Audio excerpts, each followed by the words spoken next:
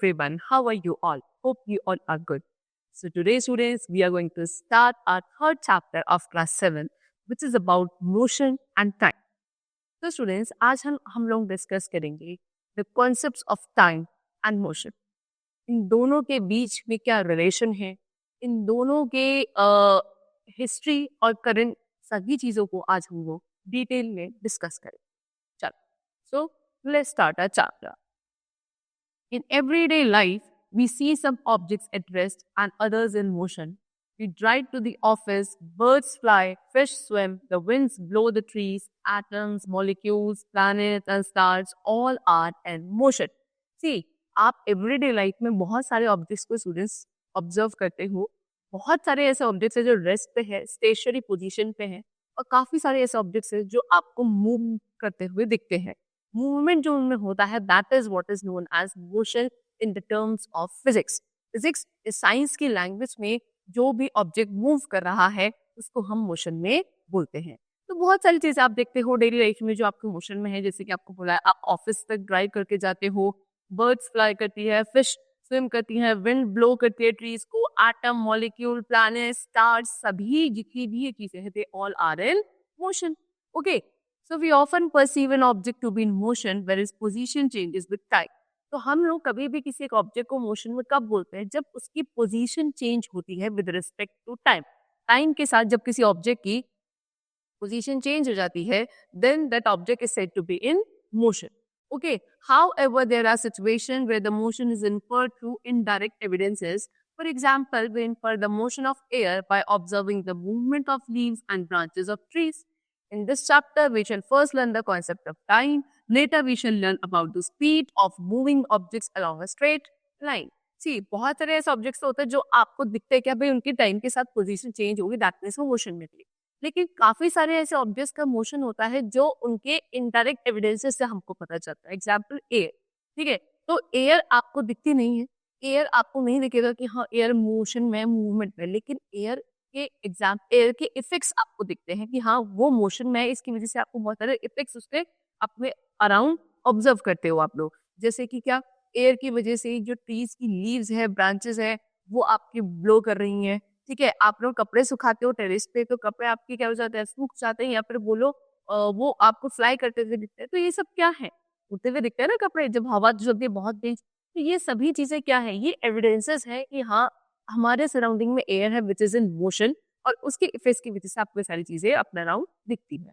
तो इस चैप्टर में हम सबसे पहले पढ़ेंगे टाइम के कॉन्सेप्ट के बारे में, और उसके बाद पढ़ेंगे मोशन के बारे में. तो सबसे पहले आता है टाइम पे. तो measurement of time. What is measurement of time? See, the commonly used units of time are given below, making accurate measurement of length and mass is relatively simpler than measurement of time. So anything that occurs or appears at regular interval can help us to measure time. देखो अब आपको यहाँ पे कुछ commonly use होने वाली units given है. कौन सी यूनिट्स? जिससे आप टाइम को मेजर कर सकते हो. तो टाइम को मेजर करने के लिए बहुत सारी आपको यहाँ पे यूनिट्स गिवन है. ठीक है, लेंथ और मास को एक्यूरेटली मेजर करना बहुत सिंपल है as compare to measure time. Time को मेजर करना थोड़ा सा टिपिकल हो जाता है. ठीक है, सो एनीथिंग दैट अकर्स और appears at regular interval can help us to measure time. कोई भी ऐसी चीज जो रेगुलर इंटरवल पे होती रहती है, एक रेगुलर टाइम पीरियड के बाद होती है, उसको आप एज अ यूज कर सकते हो टू मेजर टाइम. देखो अब यहाँ पे आपको कुछ commonly use units of time given है, जैसे कि 60 सेकेंड्स. तो सेकंड भी आपका क्या है, टाइम को मेजर करने की यूनिट है, और 60 सेकंड्स किसके इक्वल होता है स्टूडेंट्स? 1 मिनट के इक्वल होता है. That minute is also a unit to measure time. Similarly 60 minute equals to 1 hour, 24 hours equals to 1 day. ठीक है, इसके बाद 365 डेज इक्वल्स टू 1 ईयर होता है. फिर 10 ईयर्स इक्वल्स टू 1 डिकेड होता है. 10 डिकेड्स इक्वल्स टू 1 सेंचुरी होता है. 1 सेंचुरी में मतलब कितने ईयर्स आ जाते हैं? 100 ईयर्स आ जाते हैं, क्योंकि 1 डिकेड में 10, तो 10 डिकेड्स में 10 into 10 100 ईयर्स होते हैं. Similarly 10 centuries means what? 1 millennium. That means उसमें कितने? 1000 ईयर्स. तो इस तरीके से आपके पास ये बहुत सारे कॉमनली यूज होने वाली यूनिट्स है to measure time. You know that the earth completes one rotation on its axis in almost 24 hours. ठीक है, हमें पता है कि अर्थ अपने एक्सिस पर एक रोटेशन कंप्लीट करने के लिए कितना समय लेता है? 24 आवर्स लेता है. This happens regularly over and over again. It is because of this rotation that we see the sun rise, changing its position during the day. And finally set. देखो, और ये चीज जो है कि जो अर्थ अपने रोटेशन कंप्लीट करता है 24 आवर्स में, ये रेगुलर बेसिस पे चलता रहता है और इसी की वजह से आप सनराइज और सनसेट के बीच में डिफरेंशिएट कर पाते हो। ठीक है। Perhaps the earliest method of telling time was by seeing the position of the sun in the sky. अगर हम थोड़ा सा पहले की बात कर ले, in the earlier times we used to see the direction of sun. ठीक है, टाइम को मेजर करने के लिए सन की डायरेक्शन देखी जाती थी स्काई में कि किस डायरेक्शन में सन है, उस हिसाब से टाइम का एक अजम्पशन लगाया जाता था। Okay, the time between one sunrise and the next was called one day. एक सनराइज से दूसरे सनराइज के बीच का जो टाइम पीरियड होता था उसको बोला जाता था one day. A month was measured as the time between the sighting of one new moon and the next. एक न्यू मून से अगले न्यू मून तक का जो टाइम पीरियड होता था वहां पे 1 मंथ कंप्लीटेड माना जाता था। Okay, a year was measured as the time taken by the earth to complete one revolution around the sun. 1 year कब कंप्लीट मानते थे? जब हमारा जो अर्थ था वो सन के अराउंड एक रेवोल्यूशन कंप्लीट कर देता था, तब वहां पे हमें 1 ईयर का टाइम मेजरमेंट माना जाता था। इस तरीके से आपकी जो ये हेवनली बॉडीज थी, इनके मूवमेंट से ही टाइम का मेजरमेंट किया जाता था in the earlier days. Okay, a sand clock which was used by the Romans worked on the principle that all the sand from the upper chamber falls into the lower chamber in a fixed amount of time. ठीक है, फिर Romans में यानी कि जो Roman people थे, they used to use what sand clock. See, this is the sand clock. ये use करी जाती थी टाइम मेजरमेंट के लिए by the Roman people. है ना, ये किस प्रिंसिपल पे काम करती थी कि देखो, ऊपर एक चैम्बर है, नीचे एक चैम्बर है, ऊपर वाले चैम्बर में सैंड होती थी और वो ऊपर से नीचे की तरफ आपकी फ्लो करती थी, लेकिन जो ये फ्लो करती थी नीचे फॉल करती थी, ये एक फिक्स अमाउंट ऑफ टाइम में करती थी। ठीक है ना, तो उससे अंदाजा लगाया जाता है कि अच्छा हाफ हो चुकी है, दैट मींस इतना टाइम पीरियड गुजर चुका है। ठीक है, यानी कि उसका एक टाइम पीरियड होता था कि इतने समय में ये पूरी सैंड ऊपर वाले चैम्बर से नीचे चैम्बर में आ जाती है। जब वो आ जाएगी तो दैट मींस 1 घंटा या 1 महीना, 1 हफ्ता, इस तरीके से वहां पे रोमन इस सैंड क्लॉक को यूज किया करते थे।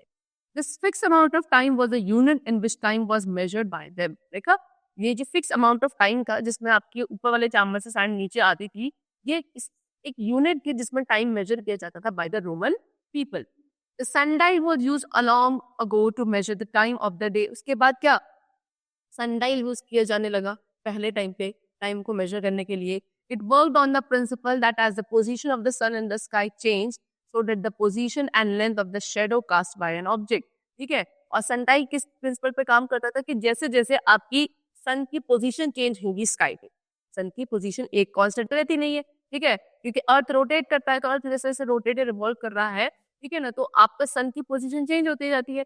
सन की जब पोजीशन चेंज होती है उसके हिसाब से क्या होती थी, किसी भी एक ऑब्जेक्ट की जो शेडो बनती थी बिकॉज ऑफ द सनलाइट, उसकी क्या एक तो पोजीशन और लेंथ भी चेंज होती जाएगी। तो समझ में आता था कि अच्छा इस वक्त सन की हेड से किसी ऑब्जेक्ट की शेडो इस तरीके की बन रही है, इसकी साइज और लेंथ इतना है, तो दैट मींस ये समय हो रहा होगा। इस तरीके से अजम्पशन लगाए जाते थे, इस तरीके से यूनिट्स बनाई गई थी टू मेजर टाइम। चलो, now Jantar Mantar at Delhi, what is this? A few hundred years ago, Maharaja Jai Singh II of Jaipur made huge sundials to measure time. ठीक है, कुछ 100 साल पहले करीबन महाराजा जय सिंह सेकंड जयपुर के रहने वाले, उन्होंने बहुत बड़े बड़े सनडाइज बनवाए टाइम मेजर करने के लिए।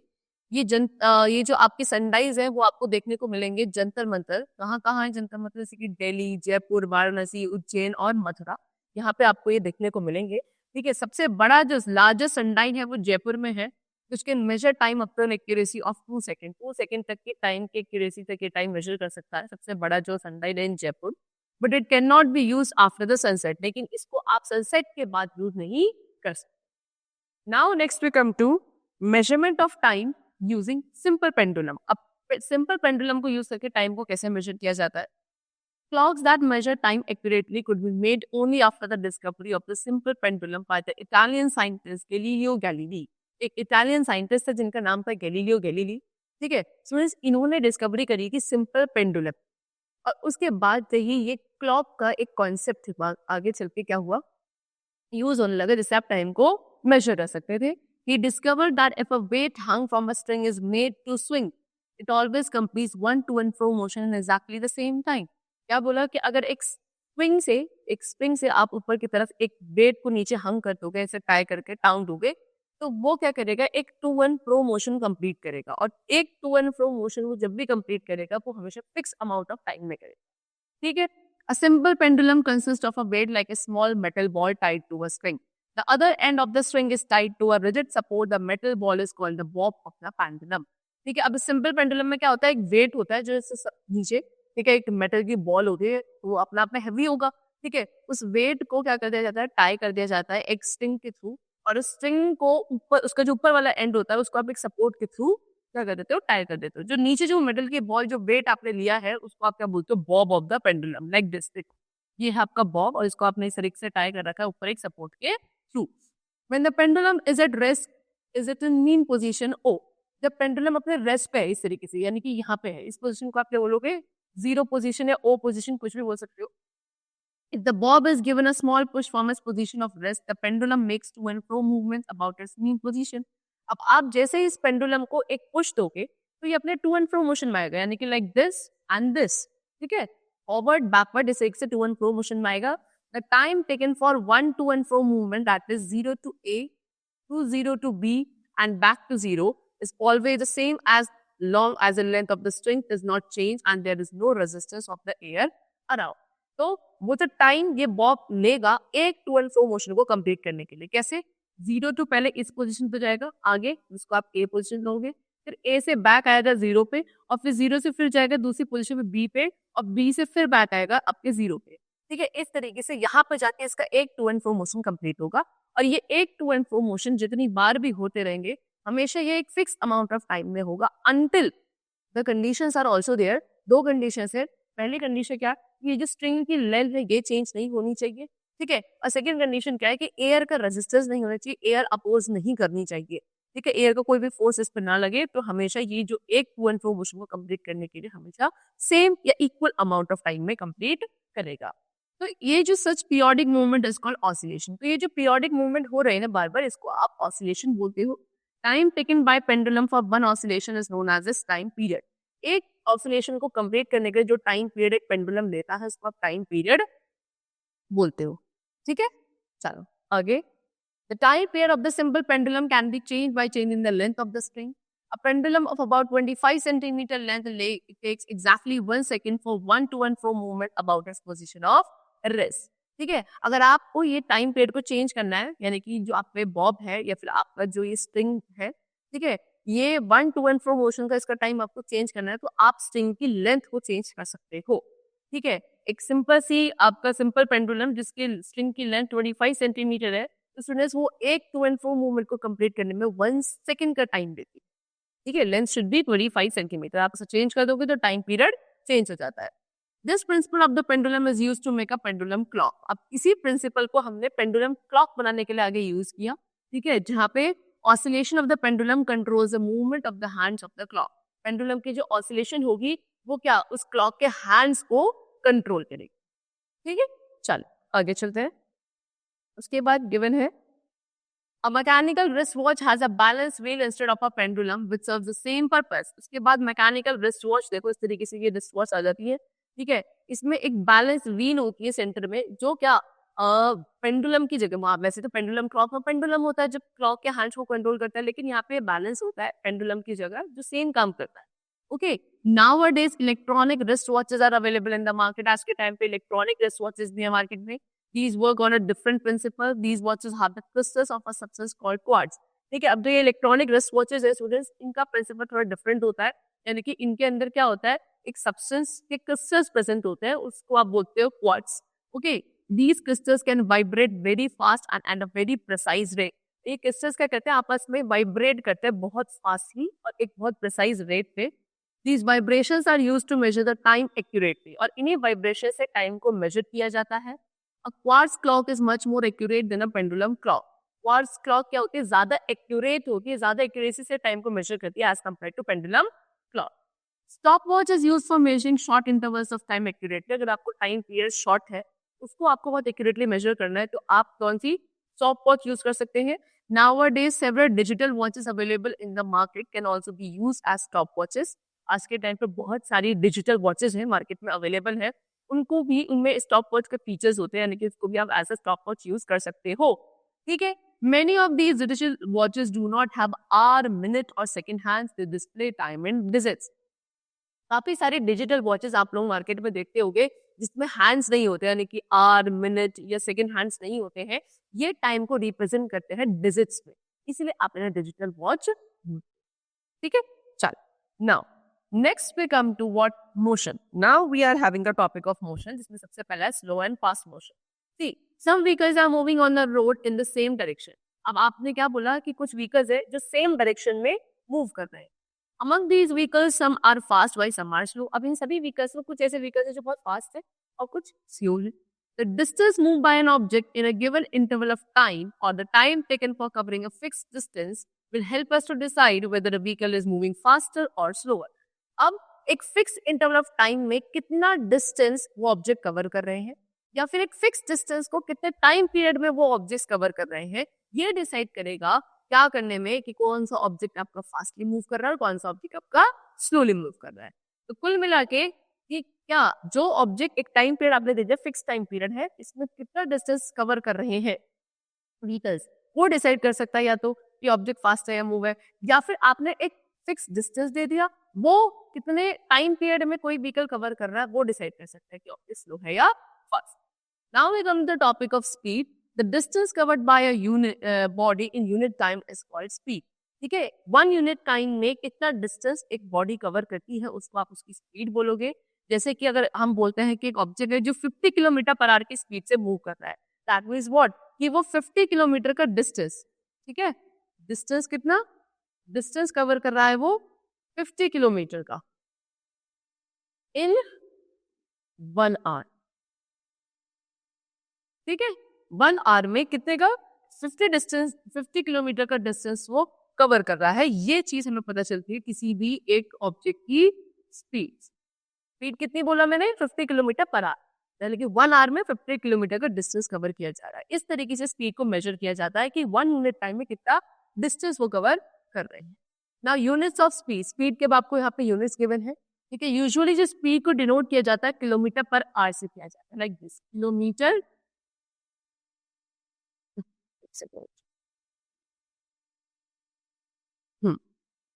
सी kilometre, I am writing over here kilometre per hour में. But the SI unit of speed is metre per second. लेकिन क्या है इसकी एसआई यूनिट मानी जाती है स्पीड की मीटर पर सेकंड. तो कुल मिला के आप क्या कर सकते हो बच्चों, किलोमीटर पर आवर से मीटर पर सेकंड या मीटर पर सेकंड से किलोमीटर पर आवर में कन्वर्ट कर सकते हो वैल्यूज को. कैसे, सी 1 किलोमीटर पर आवर में 1000 बाई 3600 मीटर पर सेकंड होता है, क्योंकि 1 किलोमीटर में 1000 मीटर होता है और 1 आवर में 3600 सेकंड होते हैं. तो किसी भी एक वैल्यू को जो कि आपके किलोमीटर पर आवर में है और उससे आपको मीटर पर सेकंड पे जाना है. ठीक है, सी किलोमीटर पर आवर में है और उससे हमें किस पे जाना है, मीटर पर सेकंड पे जाना है. तो हमें पता है कि 1 किलोमीटर में कितना होता है, 1 किलोमीटर में 1000 metres are there and 1 hour में देयर आर 3600 सेकंड्स. तो जब आप 1000 को 3600 से क्या करोगे, डिवाइड करोगे लाइक दिस. सी, तो कैसे कर देगा, 2 0 are divided by 2 0, then what, 2 5s are 10 and 2 18s are 36. तो वैल्यू हमारे पास बचती है 5/18 मीटर पर सेकेंड. तो किसी भी वैल्यू को किलोमीटर पर आवर से डायरेक्टली आपको 5 किस पे मीटर पर सेकेंड में कन्वर्ट करना है, तो आप उसको मल्टीप्लाई कर देंगे 5/18 से. ठीक है, see I will show you how. जैसे कि आपके पास एक वैल्यू है 36 किलोमीटर पर आवर और मैंने आपको बोला इसको आपको मीटर पर सेकंड में कन्वर्ट करना है, तो आप डायरेक्टली 36 को 5/18 से डिवाइड करें, मल्टीप्लाई कर देंगे. So 18 1s are 18, 18 2s are 36 and 2 5s are 10. So that means value होगी कितनी, 10 मीटर पर सेकंड. ठीक है, सिमिलरली आप क्या कर सकते हैं, आपके पास क्या है, इसका एक ऑपोजिशन भी होता है, यानी कि आप इसको रिवर्स भी कर सकते हो. ये तो था किलोमीटर पर आवर से मीटर पर सेकंड पे जाना है, लेकिन अगर हमको मीटर पर सेकंड से किलोमीटर पर आवर पे जाना, मीटर पर सेकंड से किलोमीटर पर आवर पे जाना हो, तो हम इसका रिवर्स कर लेंगे, यानी कि वैल्यू को क्या करेंगे, मल्टीप्लाई करेंगे 18/5 से. I will show you how. Now see we have given you what, To convert kilometer per hour to meter per second, the value needs to be multiplied by 5 by 18. And 1 meter per second, that is 1 by 1000 upon 1 by 3600. यानी कि किसी भी value को आपको फिर metre per second से kilometre per our तक करना है, तो आप उसको क्या करेंगे, उसको आप मल्टीप्लाई करेंगे 18 by 5. ठीक है, रिवर्स करते हैं. चलो, so now we are having the topic of speedometer and odometer. Next we are having topic speedometer and odometer. See, every vehicle has a console which consists of a speedometer and an odometer. तो हर एक vehicle में एक क्या होता है, console होता है, यानी कि एक speedometer होता है, एक odometer होता है. The speedometer indicates the instantaneous speed of the vehicle while the odometer displays the distance traveled. ठीक है, speedometer क्या बताता है, जब आप अपने व्हीकल को चला रहे हो, ड्राइव कर रहे हो, उस टाइम पीरियड पे आपका स्पीड कितनी है उस ऑब्जेक्ट की या फिर उस व्हीकल की, उसको मेजर करने के लिए the instrument which is used that is known as speedometer. लेकिन आपने उस पूरी स्पीड को रखते हुए कितना डिस्टेंस ट्रैवल करा है उसको मेजर करने के लिए हमारे पास होता है क्या, ओडोमीटर. ठीक है, चलो, यानी कि डिस्टेंस मेजर करने के लिए ओडोमीटर और स्पीड मेजर करने के लिए speedometer. Next we come to uniform motion and non uniform motion. Consider a car moving along a straight line that it traveled 20 meters in the first second, 20 meter more in the second, 20 meters more in the third second, and 20 meter more in the fourth second. In this case, the car covers 20 meters in each second. As the car covers equal distance in equal interval of time, it is said to have a uniform speed and is said to be in uniform motion. देखो, एक car है, एक straight line में travel कर रही है, और straight line में जब वो ट्रैवल कर रही है तो वो क्या पहले सेकंड में 20 मीटर कवर करती है, फिर सेकंड में से 20 मीटर कवर किया, फिर थर्ड सेकंड में 20 एंड सो ऑन. यानी कि हर एक सेकंड वो 20 मीटर का डिस्टेंस कवर कर रही है कार. तो एक ऐसा ऑब्जेक्ट जो इक्वल डिस्टेंस कवर करता है इक्वल इंटरवल ऑफ टाइम में, उसको आप कहते हो कि ऑब्जेक्ट क्या है, यूनिफॉर्म स्पीड से ट्रैवल कर रहा है या तो यूनिफॉर्म मोशन में. और उसी का जो ऑपोजिशन होता है, रिवर्स होता है, that is non uniform motion. क्या, the time interval in this case may be small or big. On the other hand, if a body covers unequal distance in equal interval of time, the body is said to be non-uniform motion. यानी कि अगर object आपका क्या unequal distance cover करता है equal interval of time में, यानी कि पहले सेकंड में 20 मीटर का डिस्टेंस कवर करा, फिर सेकंड में आपका 30 मीटर का करा, फिर थर्ड सेकंड में आपका फिर 15 मीटर का करा, यानी कि seconds equal interval of time में डिस्टेंस हमेशा अनइक्वल कवर हो, ऐसे ऑब्जेक्ट को आप बोलते हो नॉन यूनिफॉर्म मोशन में. ठीक है, चल, next we come to average speed. Average speed क्या है, average speed of an object is determined by dividing the total distance travelled by an object by the total time of its journey.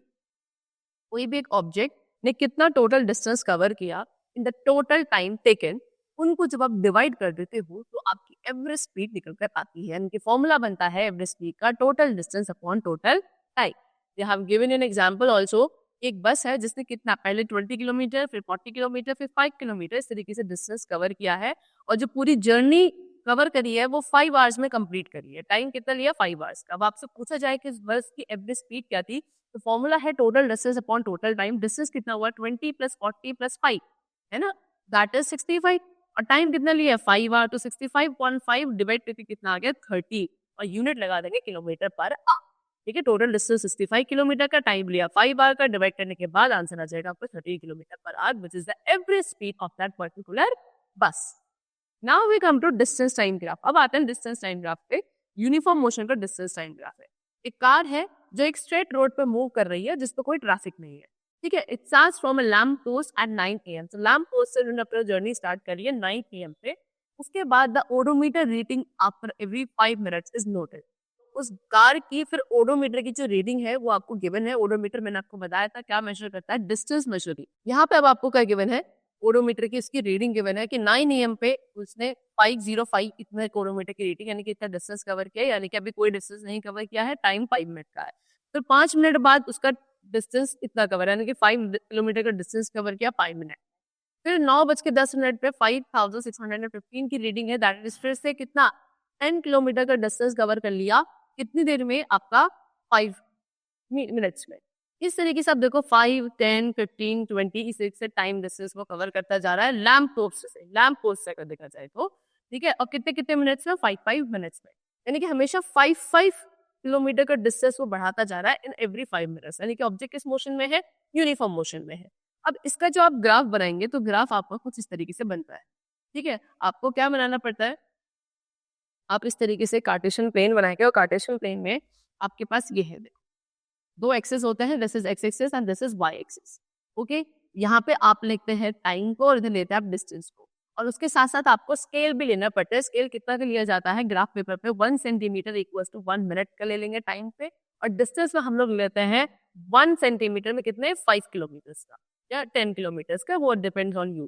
ठीक है, फिर जो भी आपके यहाँ पे आपको ग्राफ गिवन था या फिर जो वैल्यूज आपको गिवन थे आप उन पर मार्क करेंगे। मार्क करने के बाद आप सभी पॉइंट्स को ज्वाइन कर देंगे, तो ज्वाइन करके कुछ ऐसी शेप आती है when the object is in uniform motion. Uniform motion में आपका जो ग्राफ आता है, डिस्टेंस टाइम ग्राफ, वो कुछ ऐसा आता है। ये शो करता है कि क्या आपका जो ऑब्जेक्ट है वो हर इक्वल इंटरवल ऑफ टाइम में इक्वल डिस्टेंस कवर कर रहा है, इसीलिए स्ट्रेट लाइन आती है, स्ट्रेट अपवर्ड लाइन का ग्राफ बनकर आता है इन यूनिफॉर्म मोशन। ओके, चलो नॉन यूनिफॉर्म मोशन की अगर बात करी जाए बच्चों, तो नॉन यूनिफॉर्म मोशन में आपको जो टाइम आता है, वो ग्राफ आता है, वो इस तरीके का कुछ आता है। This is the distance time graph of non uniform motion. क्यों? क्योंकि नॉन यूनिफॉर्म मोशन में टाइम पीरियड इक्वल होता है लेकिन डिस्टेंस अनइक्वल होते हैं। तो डिस्टेंस अनइक्वल होने की वजह से आपकी ग्राफ की शेप कैसी आती है, रैंडम या कांस्टेंट नहीं होती है। ठीक है, इस तरीके से आपकी शेप बनकर आती है, इसको आप बोलते हो नॉन यूनिफॉर्म मोशन का डिस्टेंस टाइम ग्राफ। ठीक, चलो distance time graph for non uniform motion वो मैंने आपको पीछे दिखा दिया कैसे ये निकाला जाता है। ठीक है, चलो सो students, yeah, that's all for the chapter. The chapter is completed. I have told you how to calculate the time from kilometer per hour to meter per second and meter per second to kilometer per hour. Time को measure करने के लिए क्या क्या units होती हैं, earlier days में हम लोग क्या use करते थे, आज के time पे हम लोग क्या use करते हैं. So everything we have discussed so far. Hope you all are understood it very well. Okay, so that's all for the chapter. Hope you all liked it. Thank you everyone.